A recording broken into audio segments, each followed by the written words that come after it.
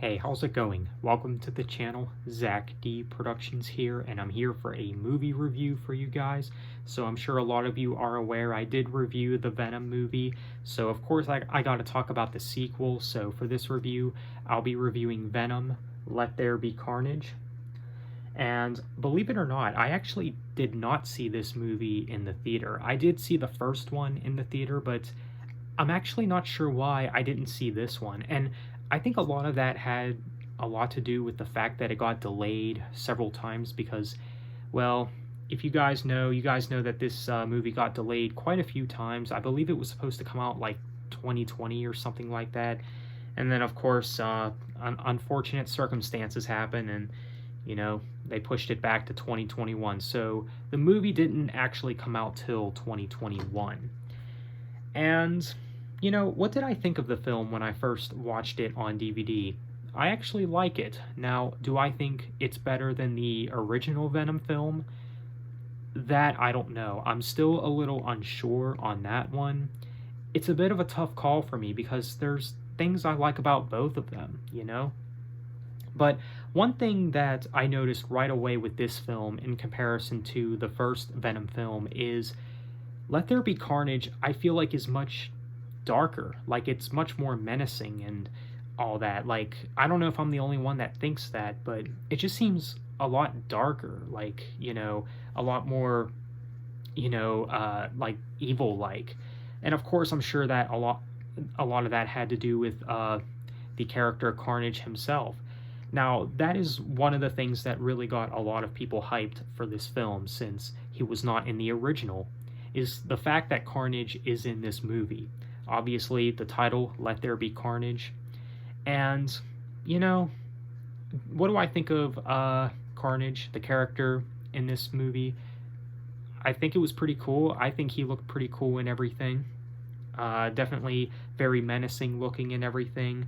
And the actor that plays Cletus, aka Carnage, I think he did a pretty good job. You can tell that, his character's like really messed up and all that, because he's been, kept prisoner and everything. He's just a very, very crazy individual. And, the story, it's kind of interesting because, he has like this love interest with Shriek, if I got the character right, which I found kind of interesting. And I would say that the villains in this film are definitely a lot better than the villains in the first Venom movie. So that is something that does make this a better film, is the fact that I think the villains are definitely better in this film than they were in the first Venom film.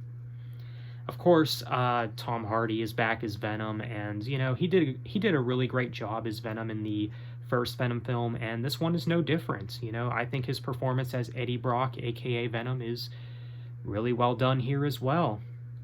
There is some fun moments in this movie. There's, of course, some very memorable scenes, of course. I think one of the main highlights of this movie is, of course, when Carnage breaks out of that prison. I mean, that was really cool to watch and everything, and just how all that happened. And the final battle was pretty cool as well. When Venom is fighting Carnage in that cathedral or whatever, just, the cinematography and just, it's all very well done. It really is. And, if I had to name a complaint with this film, I would say that I felt it was a little short. Now, I know that the first one was kind of short as well. I mean, that's something that I at least noticed, at least that's my opinion. These two Venom movies, they are pretty short films, and I'm not exactly sure why. I mean, my guess would be they're not as, I guess, high in demand as, other films like Spider-Man No Way Home, for example. But, yeah, this movie, for what it is, despite its length, I think it's pretty good. If I were to give this movie a score, I'd probably give it the same score I gave the first Venom film, 8.5, or at least an 8 out of 10. I'm not exactly sure, but it is a great movie. It is. Oh, and the post-credit scene of this movie, when Venom actually crosses universes, he actually sees Tom Holland's Spider-Man on the TV, when he's on vacation or whatever. And when I first saw that, I was like, yo, no way. Like, obviously they're building up something there, and probably when the third Venom movie comes out, I'm sure they will feature Spider-Man, or at least have something to do with him or whatever. I am very excited to see what they do, with the next Venom film, and really just this whole universe with Spider-Man and Venom and everything. It'd be interesting to see what they do with it, though. But yeah, Venom, Let There Be Carnage, really great film, I think. It's not a perfect film, but I do think it's very good for what it is. So let me know what you guys think. Have you seen this movie, Venom, Let There Be Carnage? And if so, what do you think of it? I think it's a very good film. So with that said, be sure to leave a like and subscribe if you haven't already. Thanks for watching. Have a nice day and take care.